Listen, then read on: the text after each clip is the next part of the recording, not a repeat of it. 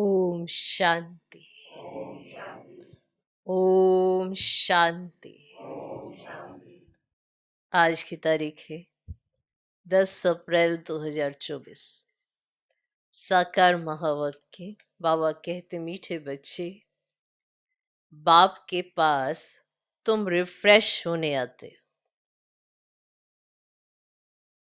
यहाँ तुम्हें दुनियावी वाइब्रेशन से दूर सत का सच्चा संग मिलता है। बाबा कहते, मीठे बच्चे, बाप के पास तुम रिफ्रेश होने आते हो। यहाँ तुम्हें दुनियावी वाइब्रेशन से दूर सत का सच्चा संग मिलता है। आज का प्रश्न, बाबा बच्चों की उन्नति के लिए सदा कौन सी एक राय देते हैं? बाबा बच्चों की उन्नति के लिए सदा कौन सी एक राय देते हैं?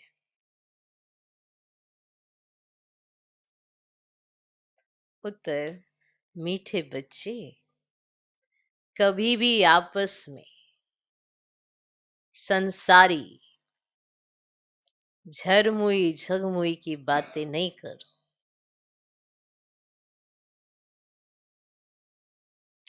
मीठे बच्चे, कभी भी आपस में संसारी झरमुई झगमुई की बातें नहीं करो।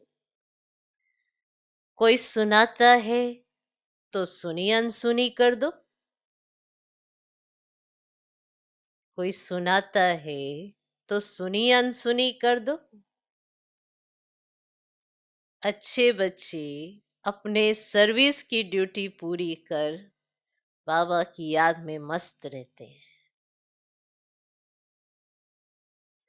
अच्छे बच्चे अपने सर्विस की ड्यूटी पूरी कर बाबा की याद में मस्त रहते हैं। परंतु कई बच्चे फालतू व्यर्थ बातें बहुत खुशी से सुनते सुनाते हैं। परंतु कई बच्चे फालतू व्यर्थ बातें बहुत खुशी से सुनते सुनाते हैं। इसमें बहुत समय बर्बाद जाता है। इसमें बहुत समय बर्बाद जाता है, फिर उन्नति नहीं होती। फिर उन्नति नहीं होती।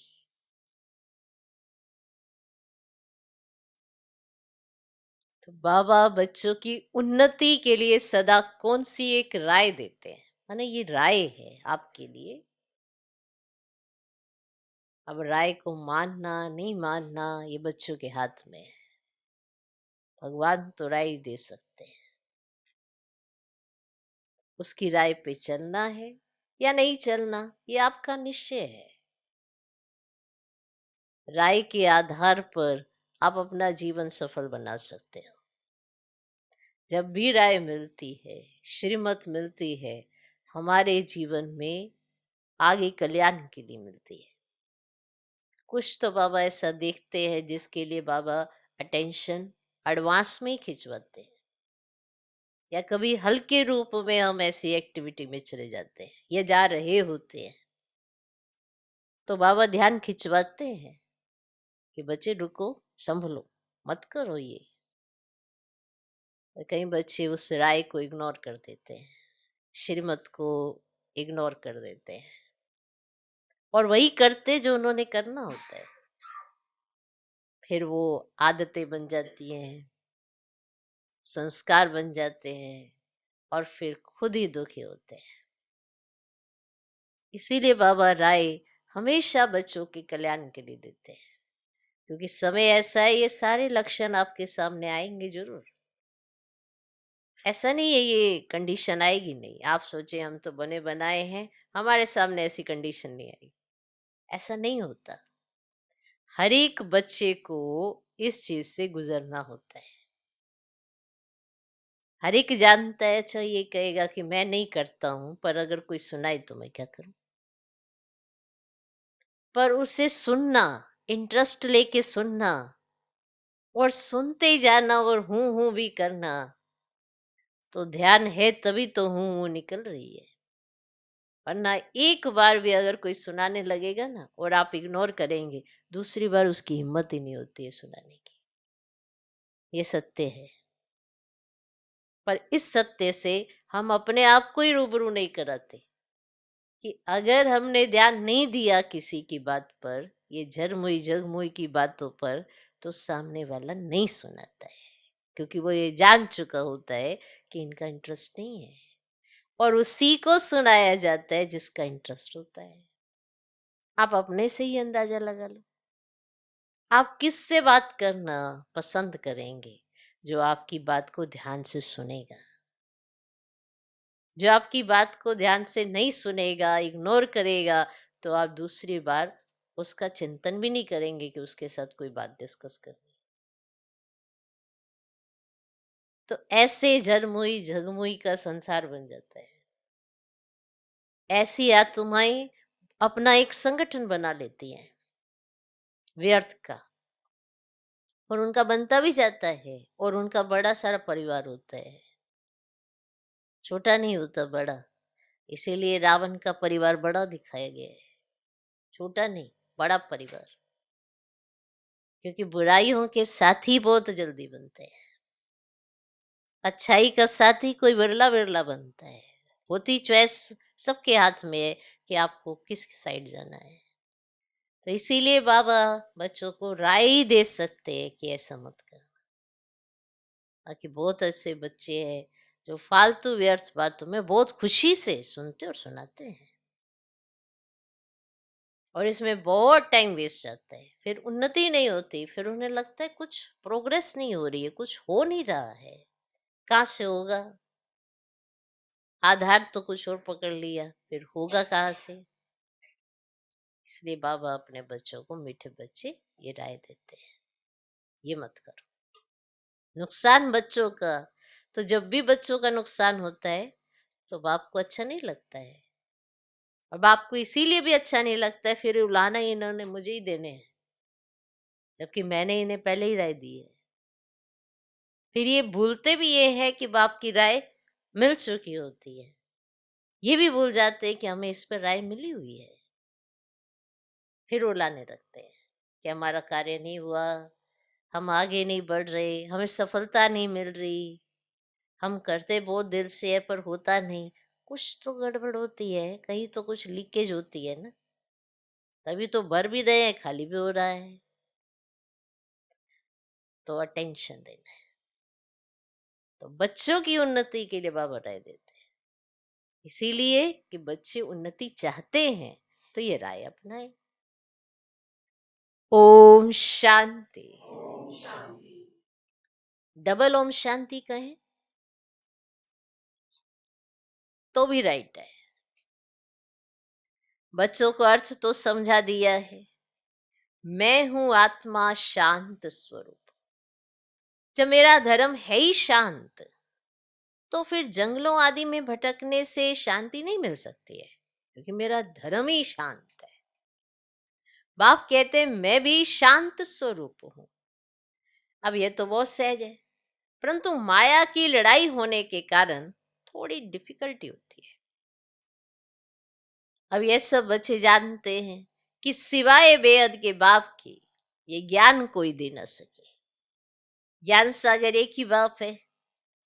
देहधारियों को ज्ञान का सागर कभी नहीं कहा जा सकता। रचयिता ही रचना के आदि मध्य अंत का ज्ञान देते हैं, और वह तुम बच्चों को मिल रहा है। कई अच्छे अनन्य बच्चे भी भूल जाते हैं, क्योंकि बाप की याद पारे मिसल है। पारे मिसल है याद। स्कूल में तो जरूर नंबरवार होंगे ना, नंबर हमेशा स्कूल के गिने जाते हैं। सत्युग में कभी नंबर नहीं गिना जाता। ये स्कूल है, इसे समझने में भी बड़ी बुद्धि चाहिए। आधा कल्प होती है भक्ति, फिर भक्ति के बाद ज्ञान सागर आते हैं ज्ञान देने, और भक्ति मार्ग वाले कब ज्ञान दे ना सके, क्योंकि सब देधारी हैं। ऐसे नहीं कहेंगे शिव बाबा भक्ति करते हैं। वे किसकी भक्ति करेंगे? एक ही बाप है जिसको देह नहीं है, वे किसकी भक्ति नहीं करते। बाकी जो देहधारी हैं वे सब भक्ति करते हैं, क्योंकि रचना है ना, रचयिता है एक बाप। बाकी आंखों से जो भी देखा जाता है चित्र आदि, तो वह सब है रचना। तो ये बातें घड़ी घड़ी भूल जाती। बाप समझाते तुमको बेहद का वर्षा बाप बिगड़ तो मिल ना सके, बैकुंठ की बादशाही तो तुमको मिलती है। 5000 वर्ष पहले भारत में इन्हों का राज्य था। 2500 वर्ष सूर्यवंशी चंद्रवंशियों की राजधानी चली। तुम बच्चे ही जानते हो, यह तो कल की बात है। तो सिवाय बाप के और कोई बता ना सके, तो पतित पावन में बाप ही है। समझाने में भी बड़ी मेहनत लगती है। बाप खुद कहते हैं कोटों में कोई समझेंगे। ये चक्र भी समझाया गया है, ये सारी दुनिया के लिए नॉलेज है। अब सीढ़ी भी बहुत अच्छी है, फिर भी कोई गुर्र गुर्र करते रहते। माना सब कुछ इतना अच्छा है, समझानी भी अच्छी मिल रही है, फिर भी सब गुर्र गुर्र करते रहते। और बाबा ने समझाया है, शादी के लिए हॉल बनाते हैं ना, उनको भी समझाकर दृष्टि दो। आगे चलकर सबको ये बातें पसंद आएंगी। तुम बच्चों को समझाना है, और बाबा तो किसके पास नहीं जाएंगे। अब भगवान हुआ जो पुजारी है उनको कभी पूज्य नहीं कह सकते, और कलयुग में एक भी कोई पवित्र हो ना सके। तो पूज्य देवी देवता धर्म की स्थापना भी सबसे ऊंचते ऊंच जो पूज्य है वही करते हैं। तो आधा कल्प है पूज्य, फिर आधा कल्प पुजारी होते हैं। इस बाबा ने ढेर गुरु किए, अभी समझते हैं गुरु करना तो भक्ति मार्ग था। अभी सतगुरु मिला है जो पूज्य बनाते हैं, सिर्फ एक को नहीं सबको बनाते हैं। तो आत्माएं सबकी पूज्य सत्व प्रदान बन जाती हैं। अब तो तमो प्रदान पुजारी हैं। तो ये पॉइंट समझने की है। और बाबा कहते कलयुग में एक भी पवित्र पूज्य नहीं हो सकता है, सब विकार से जन्म लेते हैं। रावण राज्य है, और ये लक्ष्मी नारायण भी पुनर्जन्म लेते हैं, परंतु वे है पूज्य क्योंकि वह रावण है ही नहीं। अक्षर कहते हैं, परंतु राम राज्य कब और रावण राज्य कब होता है ये कुछ भी पता नहीं है। इस समय देखो कितनी सभाएं हैं, फलानी सभा, कहाँ से कुछ मिला तो एक को छोड़ दूसरी तरफ चले जाते हैं, एक को छोड़ा फिर दूसरी तरफ चले गए, एक सभा से दूसरी सभा। तुम इस समय पारस बुद्धि बन रहे हो, फिर उसमें भी कोई 20% बने, कोई 50% बने। तो बाप ने समझा है ये राजधानी स्थापन हो रही है, अभी ऊपर से भी बची हुई आत्माएं आ रही हैं। अब सर्कस में कोई अच्छे अच्छे एक्टर्स भी होते हैं तो कोई हल्के भी होते हैं, तो यह ना बेहद की बात है। तो बच्चों को कितना अच्छी रीति समझाया जाता है। यहाँ तुम बच्चे आते हो ना रिफ्रेश होने लिए, ना कि हवा खाने के लिए, है ना, रिफ्रेश होने के लिए आते हो, ना कि हवा खाने के लिए। कोई पत्थर बुद्धि को ले आते हैं तो वे दुनियावी वाइब्रेशंस में रहते हैं। समझा कि कोई ऐसे ले आते हैं पत्थर बुद्धियों को, फिर वो दुनियावी वाइब्रेशंस में रहते हैं। अभी तुम बच्चे बाप की श्रीमत से माया पर विजय प्राप्त करते हो। माया घड़ी घड़ी तुम्हारी बुद्धि को भगा देती है।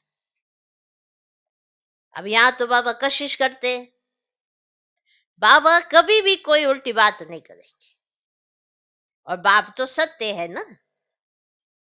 तुम यहाँ सत्य के संग में बैठे हो और दूसरे सब असत्य संग में है, उनको सत्संग कहना भी बड़ी भूल है। तुम जानते हो सत्य एक बाप ही है, और मनुष्य मत परमात्मा की पूजा करते हैं, लेकिन ये पता ही नहीं है कि हम किसकी पूजा करते हैं। तो उनको कहेंगे अंधश्रद्धा। क्या कहेंगे? अंधश्रद्धा।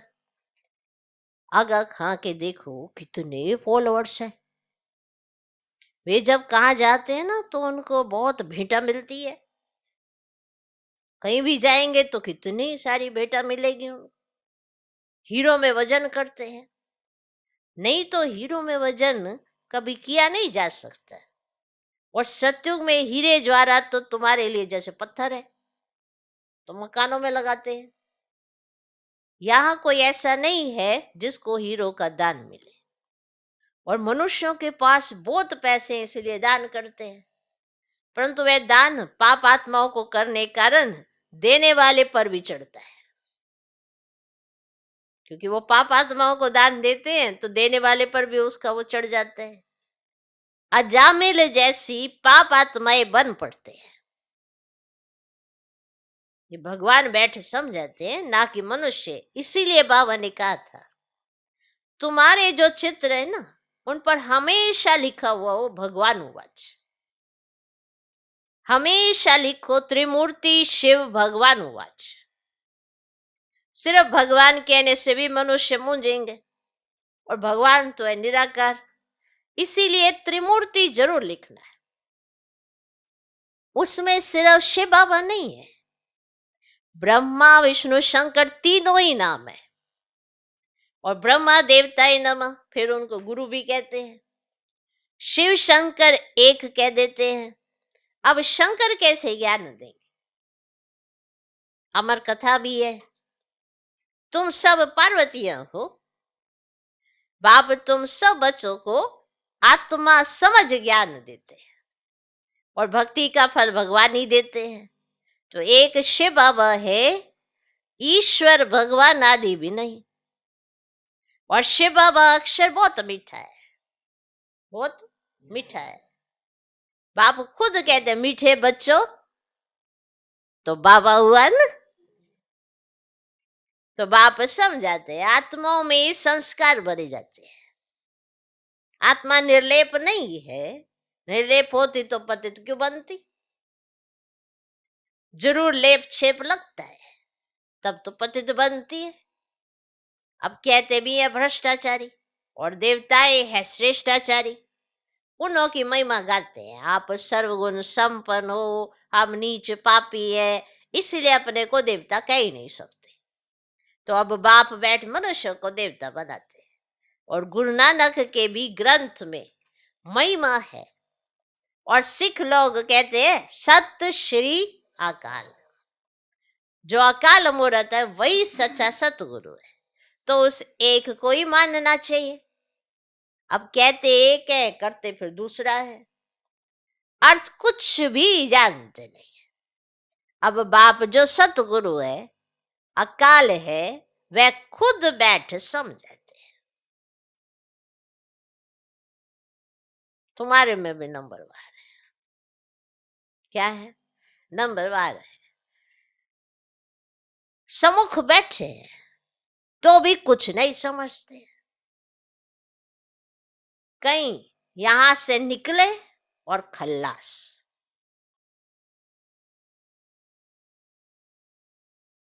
बाबा मना करते, बच्चे कभी भी संसारी झरमुई झुगमुई की बात नहीं सुनो। कई तो बहुत खुशी से ऐसी बातें सुनते और सुनाते, और बाप के माँ वाक्य भूल जाते हैं। और संसारी बातें होंगी ना, एक दो को सुन, ऐसा हुआ ऐसा हुआ, बड़ा इंटरेस्ट ले लेकर बाबा ने क्या कहा वो भूल जाते हैं। वास्तव में जो अच्छे बच्चे हैं वे अपनी सर्विस की ड्यूटी पर जाकर फिर अपनी मस्ती में रहते हैं। बाबा ने समझाया है श्री कृष्ण और क्रिश्चियंस का बड़ा अच्छा संबंध है। श्री कृष्ण की राजाई होती है ना, लक्ष्मी नारायण बाद में नाम पड़ता है, और बैकुंठ कहने से झट श्री कृष्ण याद आएगा। और लक्ष्मी नारायण भी याद नहीं आते क्योंकि छोटा बच्चा श्री कृष्ण है, और छोटा बच्चा पवित्र होता है। तुमने ये भी साक्षात्कार किए है बच्चे कैसे पैदा होते हैं, कैसे जन्म लेते हैं। नर्स खड़ी रहती है, झट उठाया संभाला।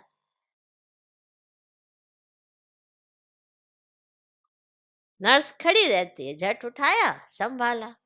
बचपन, युवा, वृद्ध, अलग अलग पार्ट चलता है, बजता है ना, तो जो हुआ सो ड्रामा। उनमें कुछ भी संकल्प नहीं चलते। अब यह तो ड्रामा बना हुआ है ना, हमारा भी पार्ट बज रहा है ड्रामा के प्लान अनुसार। माया की भी प्रवेशता होती है और बाप की भी प्रवेशता होती है। कोई बाप की मत पर चलते हैं, कोई रावण की मत पर। रावण क्या चीज है और कभी देखा है क्या? क्या चीज है रावण, कभी देखा है क्या? सिर्फ चित्र देखते हो। शिव बाबा का तो फिर भी यह रूप है, रावण का क्या रूप है? 5 विकार रूपी भूत जब आकर प्रवेश करते हैं तब रावण कहा जाता है।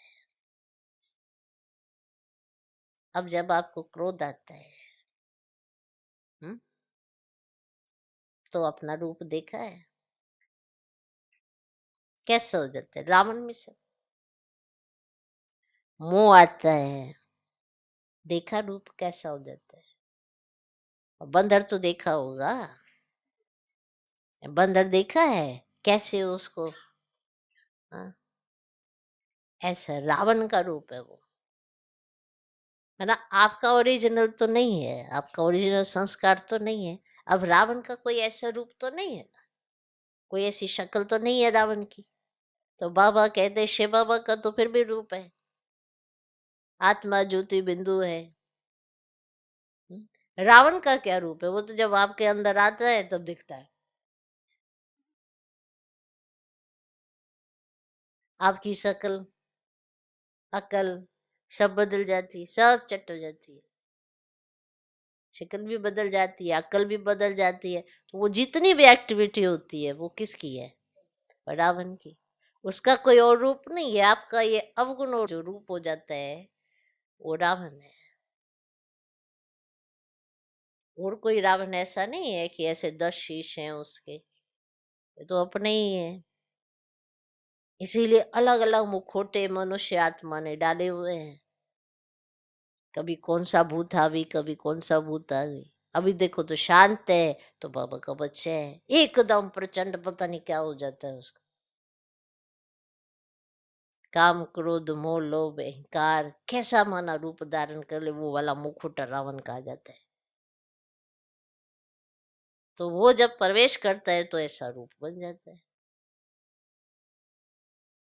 तो कोई ये सोचे करो तो करना ही पड़ेगा, हाँ तो ठीक है, तुम रावण के साथ ही रहो। क्रोध तो तुम्हारा संस्कार नहीं है, फिर भी वो तुम्हें आता है। रोना भी कोई बाप का दिया हुआ संस्कार नहीं है, फिर भी तुम्हें आता है, क्योंकि बुरा लगता है। तो जब बुरा लगता है तो बना किसका संस्कार है? रावण का। तो ऐसे रावण आता रहता है। तो रावण क्या चीज है, कभी देखा है क्या? सिर्फ चित्र देखते हो। शिव बाबा का तो फिर भी यह रूप है, रावण का क्या रूप है? 5 विकार रूपी भूत जब आकर प्रवेश करते हैं तब रावण कहा जाता है। यह है भूतों की दुनिया। इस समय तो चारों तरफ भूतों की दुनिया है, असुरों की दुनिया। तुम जानते हो हमारी आत्मा अब सुधरती जा रही है।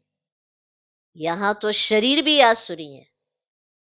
आत्मा सुधरते सुधरते पावन हो जाएगी, फिर ये खल उतार देंगे, फिर तुमको सतो प्रदान खल मिल जाएगी, कंचन काया मिलेगी।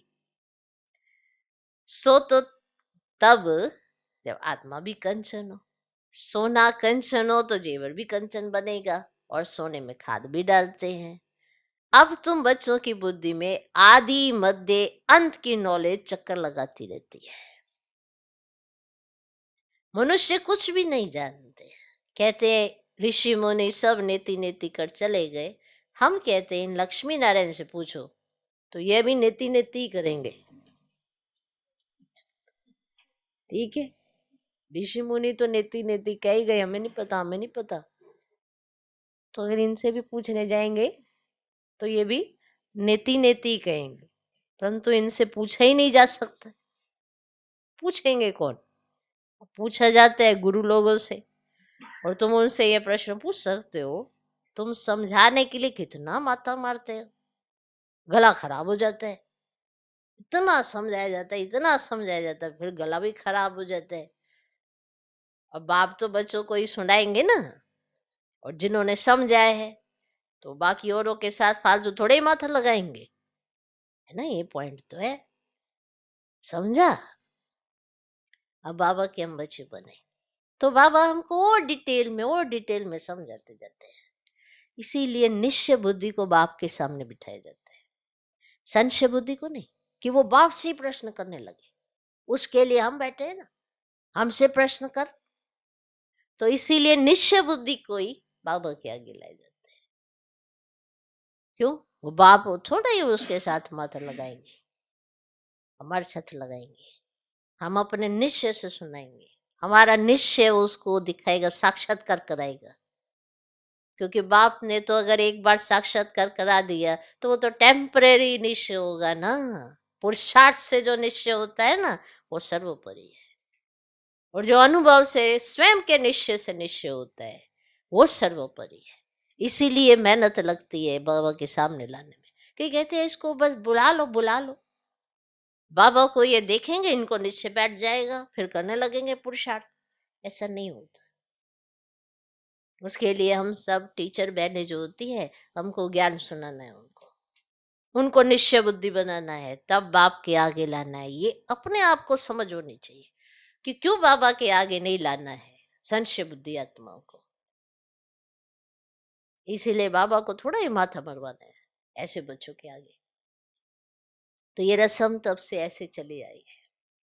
फिर पवित्रता की वो धारणा करते हैं तो उनको ऑटोमेटिकली अनुभव होने लगते हैं। फिर निश्चय जब इतना बैठ जाता है तब उनको बाबा के सामने लाना होता है। वरना तो टेम्परेरी, किसी को थोड़ा सा हुआ, हाँ हाँ हाँ हाँ बाबा करते, बाहर गए, फिर ये तो सब जगह चलता है, ऐसा ही होता है, ऐसी बातें करने लगते हैं। इसीलिए शिव बाबा पर निश्चय कराना, हमें अपने निश्चय चाहिए चाहिए। इसीलिए ये रस्म पड़ी है कि टीचर बहनों के सम्मुख आते हैं। टीचर बहनें शिव शक्तियां हैं, तो ये उनके 5 विकारों को भस्म करती हैं और फिर शिव बाबा के आगे लाती है। इसीलिए ये बनाया गया है, इसीलिए देवियों की पूजा होती है। ये शिकार करेंगी। अब शिकार किसका? असुरों का। ऐसे कोई नहीं, कोई मनुष्य आत्मा कोई शिकार करने निकली है, वो शिकार नहीं। माना 5 विकारों का शिकार, अंदर से पकड़ के 5 विकारों को निकालना है। इतना निश्चय बुद्धि बनाना है, तब बाबा के सम्मुख लाना है। समझा कितना अच्छे से बाबा ने समझाया कि तुम समझाने के लिए कितना माथा मारते हो, गला खराब हो जाता है। और बाप तो बच्चों को ही सुनाएंगे ना, तो बाबा डिटेल में हम बच्चों को समझाते हैं कि आपको आगे कैसे समझाना है, क्या वो पूछेंगे, क्या करना, सारी ट्रेनिंग हम बच्चों को दे दी जाती है। तब हम जाके किसी और को सुनाते हैं तो उसको तीर लगता है। और तीर भी क्यों लगेगा? क्योंकि हमें बाबा ने सुनाया है। तो हम बाबा की याद में जब सुनाते हैं तब दूसरे को तीर लगेगा। ऐसे तीर नहीं लगता हम दे अभिमान में, हम ही सब कुछ कर सकती हैं, हम ही अच्छा सुनाती हैं, तो ऐसा दे अभिमान पल भर में चूर चूर हो जाता है, पूरा नहीं चला पाती है। घड़ी घड़ी आत्माएं संशय बुद्धि बन जाती है। समझा? तो बाप तो बच्चों को ही सुनाएंगे ना, जिन्होंने समझाया है। बाकी औरों के साथ फालतू थोड़ी माथा लगाएंगे। अब समझ में आया? क्योंकि शिव शक्तियों का इतना गायन है, आपको करना है। माताओं बहनों के सर पे बाबा ने ज्ञान कलश रखा है। किसके लिए रखा है?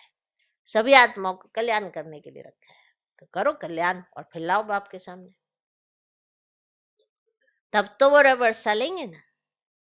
अच्छा, मीठे मीठे सिकिलधे बच्चों प्रति माता पिता बाप दादा का याद प्यार और गुड मॉर्निंग। रूहानी बाप की रूहानी बच्चों को नमस्ते। हम रूहानी बच्चों की भी रूहानी बाप को नमस्ते नमस्ते नमस्ते।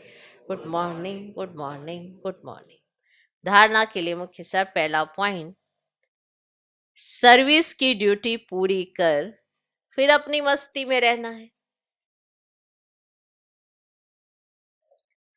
सर्विस की ड्यूटी पूरी कर फिर अपनी मस्ती में रहना है।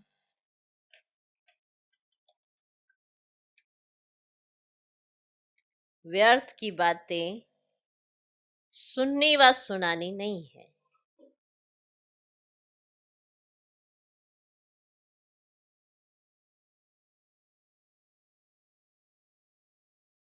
एक बाप के महावाक्य ही स्मृति में रखने हैं।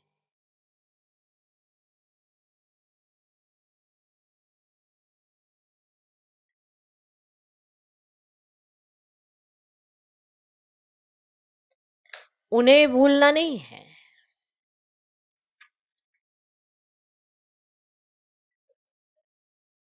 सर्विस की ड्यूटी पूरी कर फिर अपनी मस्ती में रहना है। व्यर्थ की बातें सुननी व सुनानी नहीं है। एक बाप के महावाक्य ही स्मृति में रखने हैं, उन्हें भूलना नहीं है। दूसरा पॉइंट, सदा खुशी में रहने के लिए रचता और रचना की नॉलेज बुद्धि में चक्र लगाती रहे।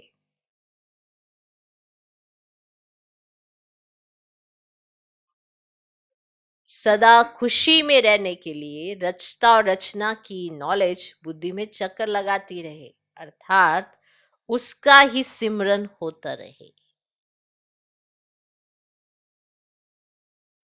किसी भी बात में संकल्प न चले।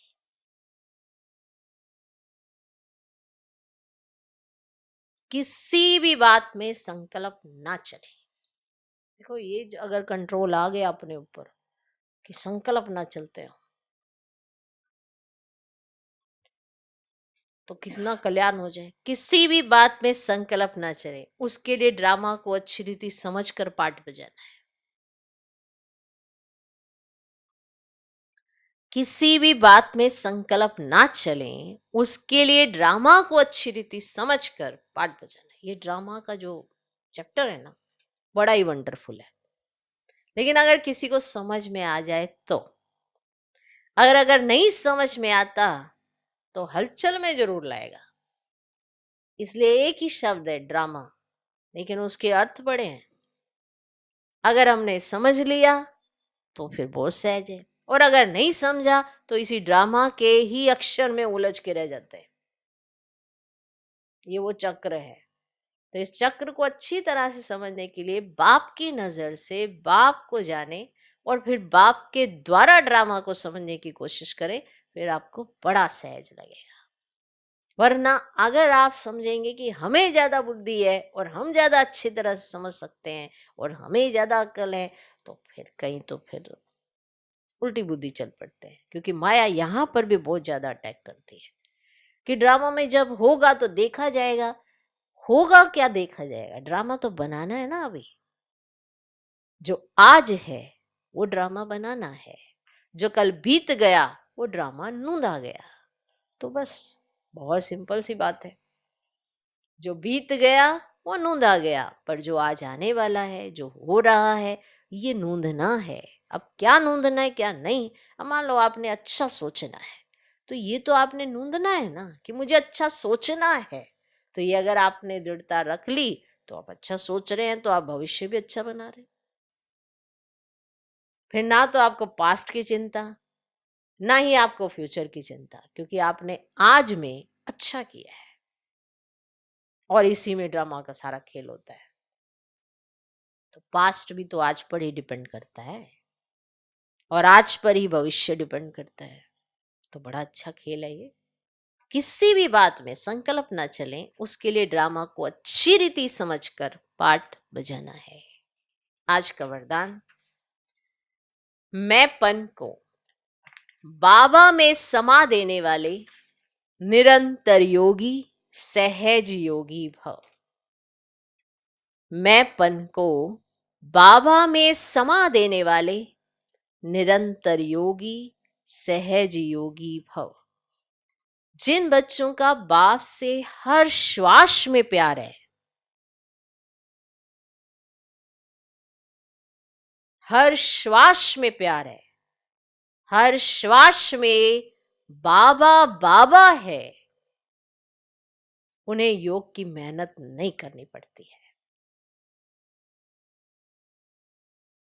याद का प्रूफ है। कभी मुख से मैं शब्द नहीं निकल सकता, बाबा बाबा बाबा ही निकलेगा। मैंपन बाबा में समा जाए। बाबा बैकबोन है, बाबा ने कराया, बाबा सदा साथ है। तुम ही साथ रहना, खाना चलना फिरना, यही मर्ज रूप में स्मृति रहे, तब कहेंगे सहज योगी। बाबा बाबा बाबा। देखो माया भी पेपर लेती है, देखें इनका बाबा से कितना प्यार है। क्योंकि माया ने भी तो सरेंडर करना है ना आपके आगे आधा कल्प के लिए। अब आधा कल्प के उस लिए सरेंडर करना है, आपको मालिक मानना है, तो वो भी तो चेक करती है कि ये बाबा के प्रति कितने समर्पित है या कितने निश्चय बुद्धि है। बीच बीच में माया या परिस्थितियां या कोई व्यक्ति उनके माध्यम से हमारे सामने पेपर आ जाता है, और उस समय हम बाबा को याद रखते हैं या परिस्थितियां, व्यक्ति या माया, ये सब चीजों को याद रखते हैं।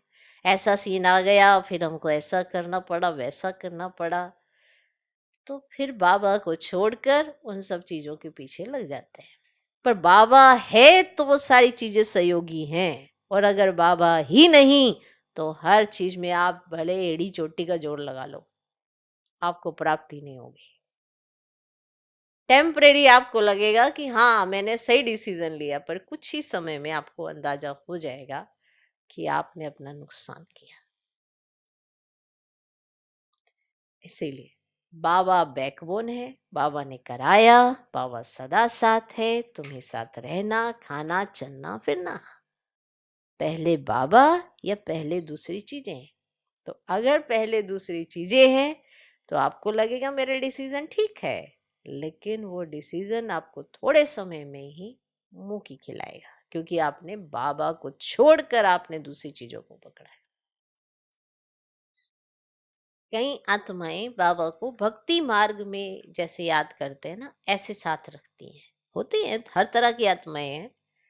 तो उनको इस जीवन में जो धारणाएं हैं, जो अपने रूल्स हैं या नियम है, वो बड़े टफ लगते हैं, बंदिश लगती है। कारण ये है कि उन्हें लगता है जैसे सभी आत्माएं भक्ति मार्ग में भगवान को याद करते हैं, हम भी वैसे कर लें। लेकिन इस समय हमें अधिकार प्राप्त है कहीं, और भक्ति मार्ग वाले सिर्फ फरियाद ही करते हैं।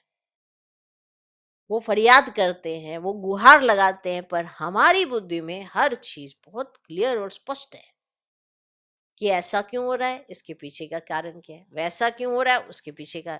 सारे नक्षत्र कहो या ग्रह कहो, सारे हमें स्पष्ट है। अभी पीछे अभी 2 दिन परसों हुआ सूर्य ग्रहण, तो कहीं अरे सूर्य ग्रहण में क्या करना होता है, हम ब्राह्मण आत्माएं हैं, ये सूर्य ग्रहण में क्या करेंगी। हमें किसी ग्रहण की चिंता नहीं होती है, क्योंकि हमारे पास बृहस्पति की दशा है, और जिसके ऊपर बृहस्पति की दशा होती है उस पर कोई ग्रहण असर नहीं करता, उस पर कोई ग्रहण असर नहीं करता। तो जिस पर बृहस्पति की दशा है, और बृहस्पति की दशा क्यों है, क्योंकि वृक्षपति साथ है, इसलिए बृहस्पति की दशा है। अब जिसके ऊपर इसकी दशा हो तो उस पर ग्रहण असर करेगा ही नहीं, चाहे मनुष्य आत्माएं अपने तिड़गमबाजी कुछ भी कर ले। लेकिन ये वृक्षपति साथ उसके रहेगा जिसकी याद की यात्रा वैसी होगी जैसे बाबा कहते हैं। सब नहीं होंगे, इसीलिए अगर ग्रहण हो तो याद बढ़ा लो भाई, ताकि वृक्षपति आपके साथ हो, बृहस्पति की आपके ऊपर दशा हो, तो ग्रहण का असर आप पे नहीं। ऐसी ऐसी मान्यताएं हैं कि कहीं भाई ग्रहण के उसमें, और इसीलिए कहा जाता है ग्रहण में दे दान तो छूटे ग्रहण। और दान करना है 5 विकारों का, वो होगा वृक्षपति के साथ रहने से, होगी बृहस्पति की दशा, तो उसके बाद सारा ग्रहण हट जाएगा। इसीलिए हम पे कोई ग्रहण कभी लगता ही नहीं। कोई भी चीज असर ही तभी करती है जब हमारी स्मृति से बाप की याद भूल जाती है, तो वो चीजें हम पर असर करना शुरू कर देती है। इसलिए कईयों ने अंगूठियां पहनी होती हैं वो रत्नों की, पत्थरों की, बहुत सारी। तो वो कहते ये नक्षत्र हैं, वो असर तो करेंगे, करेंगे, क्योंकि आपकी याद, आपकी लगन, आपका कंबाइंड स्वरूप वो आपको स्मृति में ही नहीं रहता, तो ये चीजें असर करेंगी, करेंगी। अगर आप वापस से अपने को रिकॉल कर लेते हो तो वो सारी चीजें ऑटोमेटिकली हट जाती हैं। तो आप चाहे पत्थर वत्थर ये सब चीजें, रतन कुछ पहनो ना पहनो, पे कोई फर्क नहीं पड़ता। तो लोग बड़ी बड़ी चीजें पहन लेते हैं, 10 उंगलियां होती हैं तो 10ओं के अंदर पहना हुआ होता है। तो अज्ञानियों तक को भी समझाया जा सकता है, कई बार ज्ञानी भी उसमें फंस जाते हैं, क्योंकि ज्ञानी सिर्फ सदा काल ज्ञानी थोड़ा रहता है, बीच बीच में वो फिर कलयुग निवासी हो जाता है, कभी संगमवासी हो जाता है। तो ऐसे उसके ऊपर असर आता रहता है। तो फिर बहुत सारी आत्माएं अपना ऐसे ऐसे कोई ना कोई साइड बाय अपना करती रहती हैं। कभी किसी से पूछ लिया, कभी किसी पंडित से पूछ लिया, कभी ज्योतिषी से पूछ लिया, तो फिर किसी ने पत्थर बता दिया, किसी ने वो बता दिया। तो ऐसे उन पर असर होता है। तो अगर वृक्षपति के साथ कंबाइंड रहते हो तो बृहस्पति की आप पर दशा होती है, और ये दशा जिसके ऊपर है उस पर किसी चीज का असर नहीं होता, ना ही ग्रह का, ना नक्षत्र का, ना ही ग्रहण का। ओके, ठीक। तो आज का स्लोगन, मैं करना माना माया रूपी बिल्ली का आह्वान करना। मैं जब देखो मैं, और ये बिल्ली आती रहती है। बाबा बाबा कहो तो माया भाग जाएगी। मुख से देखो बाबा निकलता ही तब है जब मैं को छोड़ते हो। मैंने ये किया, मैं ये करती, मैं तो ये बहुत अच्छा करती, मैं तो ये बहुत करती। जब ये मैं हम कंटिन्यू करने भी लगते हैं तो बाबा भी समृत होता है, तभी करते हैं। वरना ब्राह्मण जीवन में मैं निकलनी ही नहीं चाहिए। फिर कहीं कहते नहीं बाबा ने कराया, बड़ा टेंशन खिंचवा के जबरदस्ती अपने ऊपर कहते बाबा ने कराया, वरना बड़ी मेहनत लगती है उनको ये बोलने में, क्योंकि उनको एक दो जगह तो उन्होंने गायन कर दिया, मैंने ये किया था, मैंने ये किया था, मैंने वो किया था। तो वो मैं फिर माया बिल्ली आ जाती है। और अगर आप बाबा बाबा कहोगे तो माया भाग जाएगी, क्योंकि याद रहना चाहिए बिना बाबा के हमारा कोई अस्तित्व नहीं है। संगम युग पर तो आप इस बात को समझ जाएं। संगम युग ही है जिसमें हमें ये बात स्पष्ट समझ में आ रही है कि हमारे साथ क्या हुआ, हमने क्या किया, सब किस चक्रव्यूह में फंस गए, और आज इस चक्र से निकलना चाहते हैं। तो याद रखें, एक के साथ से ही निकल सकते हैं, अपने आप निकलोगे तो मैं में माया में ही फंसोगे। तो मैं करना माना माया रूपी बिल्ली का आह्वान करना, बाबा बाबा को तो माया भाग जाएगी। ओम शांति।